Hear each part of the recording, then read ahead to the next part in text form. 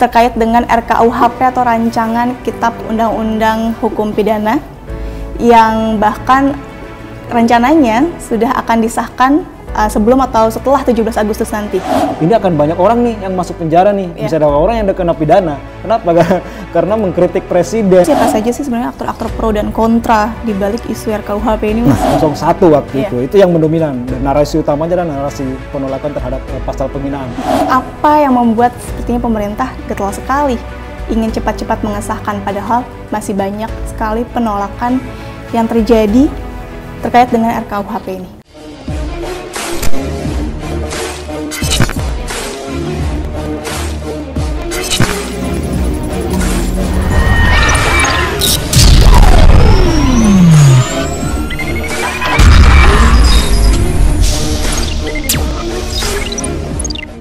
Halo sahabat MRG TV, dimanapun Anda berada, jumpa lagi bersama dengan saya Irda dalam program Tilik Data.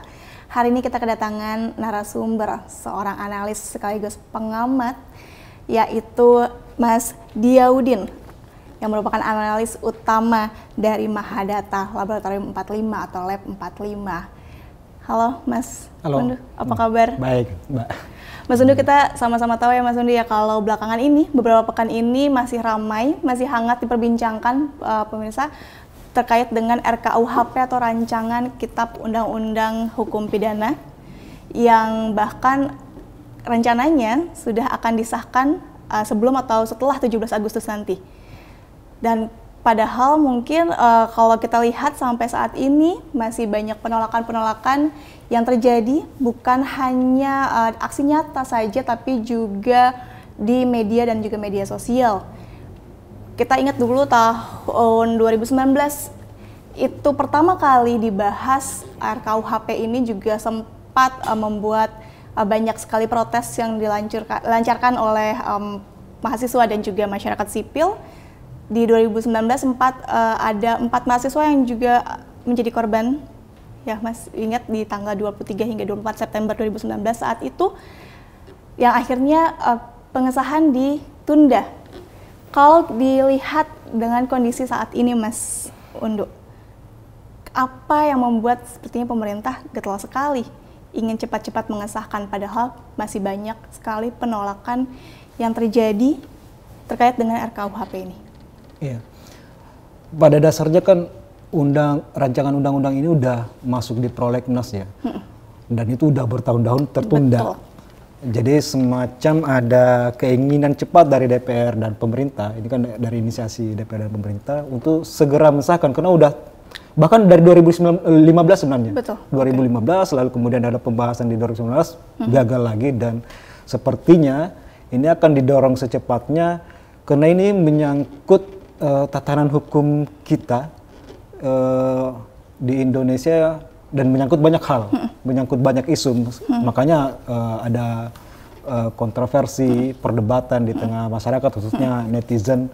Lalu kemudian bagi masyarakat, netizen itu semacam ada, ini kok buru-buru banget dibuat. Masih banyak hal yang perlu didiskusikan gitu dengan melibatkan masyarakat sipil atau masyarakat yang lain dalam menyelesaikan rancangan undang-undang ini ke depan. Kalau kita lihat saat ini kan mungkin protes lebih banyak dilancarkan di media sosial gitu ya, dibandingkan dengan aksi nyata tidak seperti tahun-tahun sebelumnya. Isu tersebut mencuat di media sosial ini pertama kali kapan Mas? Kalau lihat sebulan terakhir ya, di data kami itu memang perdebatannya nggak pernah berhenti. Dari Januari pun sampai bulan Juli ini, itu ada aja yang membahas tentang isu ini. Tapi kalau melihat sebulan terakhir ini rame-ramenya. Bahkan spike-nya, exposure tertinggi baik di media sosial maupun di media daring, itu terjadi pada tanggal 6 dan tanggal 7 Juli. Ya. Ini reaksi netizen masyarakat, itu karena ada penolakan dari Dewan Pers, dan ini diajukan oleh Ketua Dewan Pers Zumardi Azra, itu menyampaikan beberapa poin, ada 14 kurang lebih yang terjadi pro kontra di tengah masyarakat terkait pasal-pasal rancangan undang-undang yang baru ini. Lalu kemudian dari Dewan Pers ada 8 poin yang perlu ditekankan yang menurut Dewan Pers itu dapat membatasi, kemudian bisa dianggap berangus pers gitu. Persnya merasa sangat terbatasi dengan beberapa pasal karet yang dianggap ada di rancangan yang baru ini gitu. Apa saja Mas yang mungkin mengganggu Dewan Pers? Kalau di Dewan Pers, aku melihat ada beberapa poinnya. Di catatan saya itu pada pasal 281 ayat 3 itu dianggap pasal karet. Itu tentang pidana tanpa izin, pidana bagi orang yang tanpa izin merekam proses pengadilan. Itu kan sangat membatasi pers gitu. Lalu kemudian tentang penyerangan kehormatan atau harkat martabat presiden. Ini yang paling banyak didiskusikan di media sosial karena perdebatannya itu ini akan banyak orang nih yang masuk penjara nih, bisa ada orang yang kena pidana. Kenapa? Karena mengkritik presiden itu bisa saja masuk ke pengadilan jadi penghinaan. Gitu. Maksudnya mengkritik tapi akhirnya jadi penghinaan. Lalu kemudian ada pasal-pasal makar gitu yang itu akan menutupi ruang berekspresi bagi masyarakat. Ada pemikiran berbeda, tiba-tiba langsung dituduh makar gitu terhadap ideologi Indonesia kayak gitu. Yang menjadi intinya sih pada proses perdebatan yang panjang ini di bulan terakhir itu sangat terlihat debat dominan adalah pasal tentang penghinaan presiden. Itu yang ramai diperbincangkan nggak cuma sama media, tapi juga sama masyarakat. Betul. Gitu ya. Itu substansi yang paling banyak didebatkan. Dengan pasal karet seperti itu, Mas, artinya kan Mas Sunda juga bilang kalau ini dikhawatirkan banyak orang yang akhirnya nantinya jadi dipidana. Kira-kira mungkin pemerintah harusnya melakukan apa nih supaya tidak lagi bisa memisahkan antara kritik dengan penghinaan? Nah, itu dia. Pertama, udah ada semacam instruksi dari presiden untuk tunda dulu nih, jangan terkesannya buru-buru. Itu yang pertama kepada Menkumham. Lalu kemudian menurut saya perlu ada pelibatan masyarakat untuk pada proses perancangannya yang menjadi kritikan bagi akademisi dan pers. Dewan Pers adalah karena minimnya keterlibatan masyarakat dan pers. Sementara beberapa pasal-pasal krusial yang ada di rancangan undang-undang ini menyangkut mereka gitu, menyangkut hajat hidup orang banyak lah dalam konteks hukumnya. Jadi penundaan ini perlu mendengar aspirasi lagi. Pemerintah, DPR perlu mendengar aspirasi, lalu kemudian peluang dari pasal-pasal karet itu butuh dipertajam gitu supaya jelas antara contoh misalnya antara penghinaan dan kritik itu harus ada garis demarkasi yang jelas. Jangan sampai orang mengkritik maksudnya membangun lalu kemudian nanti bisa dituduh menghina presiden gitu. Ini sangat penting nanti aturan turunannya. Okay. Mas, ini di sini di 5 Juli 2022 Wakil Ketua Komisi 3 DPR Habibur Rahman memastikan tidak ada lagi ruang untuk membahas perubahan rancangan Kitab Undang-Undang Hukum Pidana. Artinya nggak bisa lagi dibicarakan. Itu sebelum Presiden memberikan penyampaian bahwa ditunda dulu. Ajak lagi masyarakat berbicara, ajak masyarakat sipil, NGO, LSM, kemudian Dewan Pers dan sebagainya untuk membicarakan ulang. Biar ada keterlibatan masyarakat dalam proses ini. Gitu. Baik, kalau sejauh ini sudah sempat ada panggilan nggak sih dari LSM dan lainnya untuk membicarakan terkait? Sepertinya prosesnya sedang berjalan sih. Prosesnya sedang berjalan. Kemudian kemarin udah ada statement dari Menko Polhukam, Pak Mahfud MD untuk menyampaikan kepada Kementerian Hukum dan HAM untuk segera menindaklanjuti instruksi dari Presiden, lalu kemudian mengajak berbagai unsur masyarakat sipil untuk terlibat dalam proses kedepannya sebelum disahkannya undang-undang ini. Mas Undu, menurut Mas Undu siapa saja sih sebenarnya aktor-aktor pro dan kontra di balik isu RKUHP ini, Mas? Nah, ini menarik nih. Kalau lihat dari jagat tweet atau social network analisis di media sosial, itu terbagi dalam 3 klaster. Klaster terbesar adalah klaster yang menolak rancangan undang-undang KUHP ini untuk disahkan. Itu sebesar hampir 70%, 60,56%. Lalu kemudian ada klaster yang natural, memang berdebat, kemudian mendiskusikan apa sih ini terkait apa gitu dan macam-macam. Lalu kemudian ada yang pro. Yang pro itu kecil, hanya 13,82%. Narasi utama dari kelompok yang kontra itu adalah sentimen penghinaan, pasal penghinaan presiden itu yang paling banyak. Dan kalau kami lihat di jejaring network ini, memang klaster terbesar yang memberikan kritik terhadap RKUHP ini itu kelompok influencer yang berasal dari Partai Demokrat dan kelompok ideologi Islam kanan yang selama ini memang kelihatannya menjadi oposisi di pemerintahan Jokowi. Kira-kira kalau bahasa 2019-nya ini lawannya nih, lawannya buzzer influencer lawannya 01 waktu itu yang mendominan, dan narasi utamanya adalah narasi penolakan terhadap pasal penghinaan terhadap presiden karena dianggap akan sangat mudah melakukan kriminalisasi dengan isu tersebut. Sementara yang yang klaster yang pro itu lebih banyak menggunakan narasi juga terkait tentang presiden, pasal penghinaan presiden dengan mengambil narasi yang pernah dikatakan sama Wamenkumham Pak Edi Omar.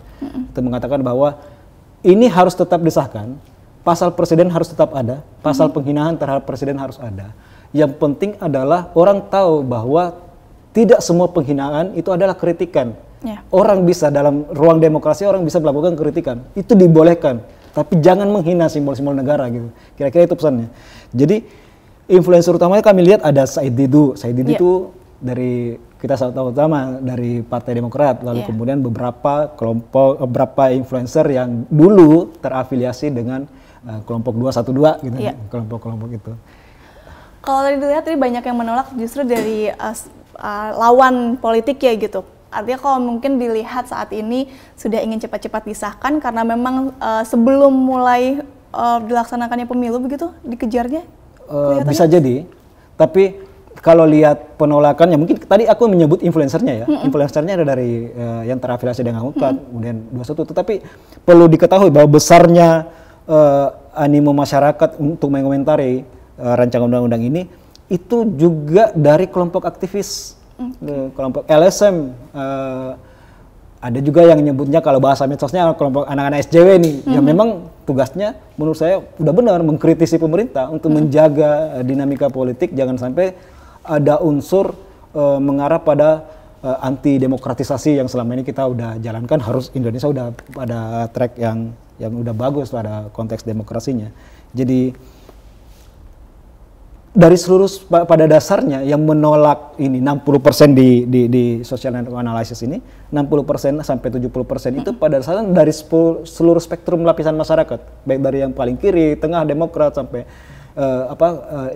tengah moderat sampai yang paling kanan itu mengkritisi. Dan ada kecenderungan ya, kami lihat mesin kami menemukan akun-akun yang membela yang pro terhadap RKUHP itu menggunakan jasa agensi supaya ada perlawanan narasi gitu. Ada perlawanan narasi untuk mendukung rancangan ini meskipun tenggelam dengan besarnya animo masyarakat netizen untuk memberikan penolakan terhadap isu ini. Berarti kalau dilihat dari data justru sebenarnya lebih banyak yang menolak gitu ya, karena jauh lebih banyak. Karena yang pro-nya jadi tadi Mas Undri bilang ini menggunakan agensi. Ada jasa agensi yang kami. Jangan-jangan justru bukan dari rakyatnya sendiri. Bisa jadi kalau menggunakan agensi kan itu orderan ya. Orderan bisa jadi cyber army atau menggunakan mesin robot gitu. Karena ada proses-proses seperti itu. Seperti ya kita tahu waktu proses pemilu 2019 ada agensi, ada yang menggunakan robot, mesin, dan sebenarnya satu kali pencet ada ribuan tweet yang bisa muncul gitu. Kayak gitu. Baik. Mas, kalau boleh tahu ini berapa banyak sih jumlah akun yang pro dan kontranya? Kalau lihat sini total pelibatan itu ada 27.000. 27.000 pelibatan itu bisa jadi dia retweet, men-tweet, bisa mereply gitu. Bisa ikut komen di belakang, tapi dalam 1 bulan ini di catatan kami ada sekitar 6.400-an lebih akun yang yang membicarakan isu ini. Ya dari 6.000 itu ya 60%-nya yang menolak. 60% menolak, kemudian yang lain itu masih mendiskusikan, 22% itu natural tuh. Ada yang pro dan kontra, masih berdiskusi lah, berdebat. Yang mendukungnya cuma 13%, kecil. Sangat kecil. Nah, tadi kan Mas Undi sempat mengatakan kalau ini lebih besar ketika yang isu mengenai penghinaan presiden. Itu yang paling banyak diprotes dari 14 isu yang saat ini krusial harusnya masih dibahas gitu. Selain itu, isu kedua mungkin yang paling banyak juga ditolak sama masyarakat. Satu isu yang secara keseluruhan ya, maksudnya secara general memang mereka menolak RKUHP. Kalau kita lihat ada istilah yang kami sebutkan di Jagat Kata dan Jagat Tagar. Jagat Tagar itu trending topic, trending topic. Kalau Jagat Kata itu kata-kata yang paling banyak digunakan netizen di isu itu. Kalau di Jagat Tagarnya, tagar tolak pengesahan RKUHP itu paling tinggi. Yang kedua, tagar semua bisa kena itu tagar yang paling tinggi. Dua ini pernah menduduki posisi trending topik nomor 1 itu dan bertahan cukup lama. Jadi secara umum itu ditolak pada dasarnya. Pada dasarnya ditolak. Yang kedua, kalau lihat Jagat Katanya, nah itu tadi saya bilang kalau Jagat Kata ini kita bisa melihat kata-kata yang paling sering disebut dan muncul kata pasal penghinaan presiden. Itu yang paling utama. Lalu kemudian isu-isu lain yang terkait yang didiskusikan selain pasal penghinaan presiden itu ada beberapa. Pertama tentang hukum adat, hukum pidana adat, lalu kemudian ada pidana mati, itu kemudian masalah goib, orang yang punya kemampuan santet, seumpamanya itu gimana gitu pembahasannya. Orang yang punya orang yang mengaku saya punya kemampuan ilmu goib, lalu kemudian melakukan serangan santet, kita sebut kayak gitulah. Karena itu kayak gimana. Lalu kemudian pasal yang paling banyak menyita masyarakat juga itu tentang seks, hubungan di luar nikah, yang diancam pidana kalau tidak ada tidak ada ikatan resmi antara laki-laki dan perempuan, atau katakanlah kumpul kebo, itu dikenai hukuman yang selama ini enggak. Selama ini orang suka, laki-laki perempuan tidak ada masalah. Gitu. Tapi ini di sini agak tegas tuh, kalau di luar pernikahan ada hubungan persetubuhan itu akan kena. Selain itu yang receh seperti binatang, binatang yang pemelihara binatang, kemudian binatangnya masuk ke kebun orang atau apa gitu, itu kena. Orang-orang yang bapak-bapak atau orang tua yang memperlihatkan alat kontrasepsi ke anak yang masih di bawah umur itu juga bisa kena pasal. Jadi macam-macam lah. Setidaknya ada 14 kurang lebih yang menjadi perdebatan di tengah masyarakat. Aborsi, lalu tentang pemerkosaan dan macam-macam itu yang menjadi substansi perdebatan masyarakat sipil atau netizen di media sosial. Ini dari 14 itu dikenakan hukuman pidana gitu ya Mas ya, rata-rata. Itu yang menjadikan kekhawatiran masyarakat dikit-dikit tadi bilang, dikit-dikit semua orang bisa kena gitu. Saya punya binatang peliharaan masuk ke kebunnya Mbak Irda, itu bisa kena 1 juta itu. Kalau apalagi makan tanamannya orang gitu, atau ada laporan Mbak Irda merasa terganggu melapor, itu bisa kena 1 juta sampai 10 juta kayak gitu. Oke, baik. Mas, bagaimana sih Mas membaca satu topik atau isu bisa jadi trending topik di media sosial? Nah, ini yang menarik. Dari riset kami selama ini, dari kami melihat fenomena ya, fenomena. Trending topik itu bisa dibagi di beberapa kategori. Kategori pertama trending topik yang sifatnya natural. Natural karena memang ada kinetiknya, ada peristiwanya terjadi, fenomenanya terjadi. Citayam Fashion Show menjadi trending topik, itu memang netizen mencuitkan itu, netizen membicarakan itu, memposting itu di TikTok, di Twitter, di Facebook, di Instagram, dan berbagai platform lainnya. Kalau dulu ingat nggak ada trending topik dunia dan itu khas dari Indonesia, sampai dikomentari oleh Trump, bukan dikomentari sih, tapi masuk di Twitternya Trump. Om telolet om. Iya. Ya, itu sampai mendunia. Indonesia yang sampai mendunia. Tagar om telolet om itu apa sih? Dan dunia membicarakannya. Sampai orang-orang Eropa juga melakukan hal yang sama. Ada bus yang lewat, om, telolet om, gitu-gitu. Meskipun mereka tidak, pada dasarnya substansinya nggak ngerti itu apa sih artinya om, telolet om. Di kamus bahasa Indonesia juga telolet itu nggak ada gitu. Akhirnya jadi trending. Itu yang natural tuh. Atau 17-an pasti besok trending topiknya selamat hari 17, selamat Indonesia Merdeka, itu natural, berjalan natural. Tapi ada beberapa hal yang kami lihat itu memang terjadi karena rekayasa. Jadi algoritma Twitter itu dipelajari sedemikian rupa ini bagi kelompok tertentu untuk menaikkan trending. Itu paling banyak kita temukan, kita dapat kalau peristiwa politik. Misalnya 2019 itu ada trending tuh 01, 02. 01 punya army, 02 punya army, 01 punya agensi, yang 2 juga, 01 punya, bisa jadi ya ini masih perlu lebih dalam, sama-sama menggunakan engine mesin tertentu untuk merekayasa dengan yang tadi saya bilang, bisa memencet satu tombol kemudian ada ribuan bahkan puluhan ribu akun men-tweet sesuatu, akhirnya trending karena volumenya gede. Gitu. Volumenya gede. Itu yang kedua, itu direkayasa tuh. Rekayasa ini banyak. Rekayasa ada lagi yang giveaway. Jadi kita dipancing untuk dapat hadiah, akhirnya orang masuk tuh. Itu pada dasarnya rekayasa tapi normal-normal aja. Ayo siapa yang mau dapatkan pulsa sekian atau dapatkan bahkan kalau promosi produk tertentu itu kan bisa dapat handphone atau apa gitu kayak gitu. Dan menariknya giveaway kayak gitu itu juga dipakai di politik untuk naikin satu figur tertentu atau naikin isu tertentu. Ayo ketik tagar dukung bla bla bla dengan hadiah pulsa dengan ini untuk naikin trending. Itu semua proses-proses. Ada lagi tuh yang lain seperti kalau mau trending mudah kita main tengah malam. Jam 1, jam 2, subuh, jam 3 pagi gitu supaya mudah kita nge-tweet berapa orang itu bisa ratusan sampai ribuan aja kita bisa trending topik karena trafficnya lagi turun. Traffic orang yang berbincang di media sosial di dini hari kan tuh kecil banget kan, itu peluang tuh untuk naik gitu, kayak gitu sih. Selebihnya memang kalau lihat sekarang selain yang natural, kebanyakan aku lihat karena ada peristiwanya gitu, ada momentumnya kayak Citayam dan sebagainya.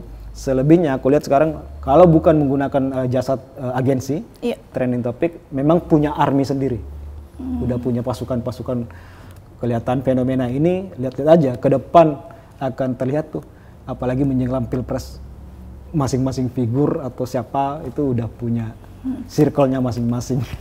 Mas, sebuah isu yang akhirnya menjadi trending topik itu bisa ditenggelamkan nggak sih, Mas? Bisa. Nah, bisa ditenggelamkan dengan membuat trending yang lebih kuat. Katakanlah secara volume, dia trending 20.000, ada cuitan 20.000. Itu bisa digeser kalau yang mau gesernya itu punya kekuatan lebih. Volumenya 40.000, 50.000, bahkan 100.000.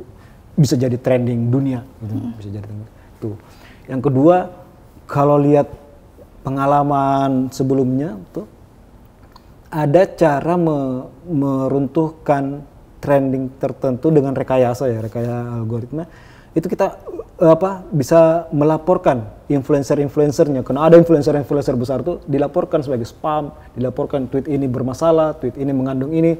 Akhirnya turun tuh Twitter membacanya, bisa jadi ya Twitter membacanya bahwa ini trending yang bermasalah, mengandung unsur sara, kekerasan gitu. Ada yang aneh, maksudnya ada yang apa istilahnya ya, semacam ngerjai. Ada trending yang naik, saya nih masuk ke trending itu juga, tapi ngisinya dengan hal-hal yang berbau sara, pornografi dan sebagainya, supaya trending ini nggak bisa naik. Twitter bacanya wah ini mengandung unsur-unsur yang nggak jelas tuh, jadi akhirnya dirusak, trending itu rusak. Dan itu yang kami pelajari, yang kami lihat di 2019 terjadi seperti itu. Mungkin saya nggak mendukung, ada kelompok A tidak mendukung trendingnya kelompok B, tapi kelompok A ini memainkan trending itu supaya ini jatuh trendingnya, dianggap tidak relevan oleh Twitter. Nah, gitu. Ini isu RKUHP lagi kembali kita sedang trending topik. kira-kira mungkin bisa jatuh dengan trending topik kayak yang gitu lain? ya, kayak gitu. Saya sih melihatnya karena ini natural ya. Saya melihatnya ini natural. Memang reaksi dari netizen warganet Indonesia terhadap kebijakan yang akan diusung oleh DPR dan pemerintah, dan menurut saya ini hal yang positif yang dilakukan oleh netizen kita, mengawal gitu. Tugas masyarakat itu mengawal, mengetahui apa yang akan dikerjakan oleh pemerintah dan DPR, dan sama sekali nggak menemukan ada reaksi aneh, apakah ada robot yang menolak ya, yang menolak, yang kontra terhadap ini, ada robot atau ada cyber army yang dikerahkan, enggak. Kami lihat ini natural dari masyarakat dari berbagai spektrum untuk mengawal, dan jangan sampai rancangan undang-undang KUHP yang baru ini itu malah anti demokrasi atau malah akan cenderung tidak berpihak ke masyarakat dan mudah mempidanakan orang. Baik. Tapi tadi kan Mas Undu sempat bilang nih, kalau dari yang pro-nya sendiri menggunakan jasa agensi, berarti mungkin bisa juga menggunakan rekayasa. Iya, kalau yang di pro kelihatannya ada. Kelihatannya kami melihat ada keseragaman gitu. Tweetnya agak-agak seragam. Kemudian akun-akunnya itu akun-akun nggak normal, nggak biasa itu, nggak biasa. Akunnya nggak punya kehidupan pribadi, tidak punya kehidupan kayak gini kan. Kalau umpamanya kita melihat ada akun yang kesehariannya kerja biasa, dia men-tweetkan saya lagi di jalan, itu natural tuh. Tapi kalau kita lihat ada akun tiba-tiba masuk di isu-isu tertentu, dan kita nggak tahu apa backgroundnya, dia bukan K-pop, bukan pecinta Korea, semuanya nggak pernah nge-tweet, tiba-tiba nge-tweet, dan itu politis kayak gini. Nah itu biasanya kami curigai, kalau bukan robot, dia cyber army dari agensi tertentu. Dan kalau dalam isu ini saya lihatnya sih hanya untuk menambah volume bagi yang mendukung aja, tapi tidak akan mampu atau tidak akan menenggelamkan isu RKUHP. Terlalu gede, 70% dengan 10-13% itu saya pikir ini berjalan natural aja sih. Belum kuat ya, untuk bisa menenggelamkan. Betul. Baik Mas Undu, terima kasih atas waktunya. Baik Maiji, setelah tadi perbincangan kita terkait dengan pro kontra RKUHP bersama dengan Mas Undu. Saya Marlina Irdayanti pamit undur diri. Sampai jumpa.